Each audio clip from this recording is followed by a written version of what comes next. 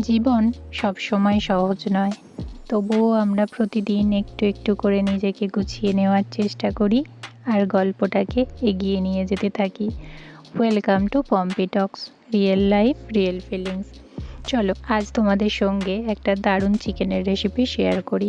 অনেক দিন তো আর রেসিপি দেওয়া হয় না, তাই ভাবলাম আজকে একটা রেসিপি শেয়ার করি। প্রথমে একটু আদা আর রসুন থেঁতো করে নিয়েছি, আর আরেকদিকে একটা ভাজা মশলা বানানোর জন্য নিয়ে নিয়েছি জিরে, ধনে, গোলমরিচ, ছোটো এলাচ, বড় এলাচ, দারচিনি আর একটু লবঙ্গ। এগুলোকে ভেজে গুঁড়ো করে রেখেছি। এবার চিকেনটাকে হালকা তেলে একটু শ্যালো ফ্রাই করে নিলাম।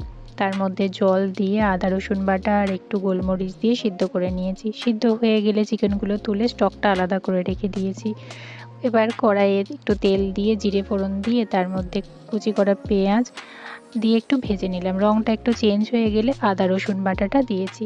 ওটা ভালো করে ভেজে নিয়ে দিয়ে দিয়েছি টমেটো বাটা।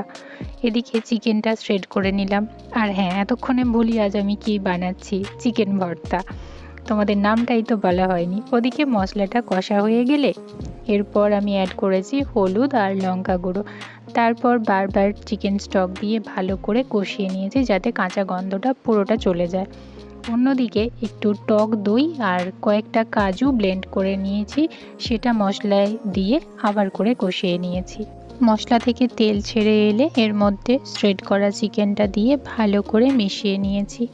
তারপর বাকি চিকেন স্টক, নুন আর ভাজা মশলাটা দিয়ে আমি কিছুক্ষণ ঢেকে রেখেছি, ঢেকে ফুটতে দিয়েছি।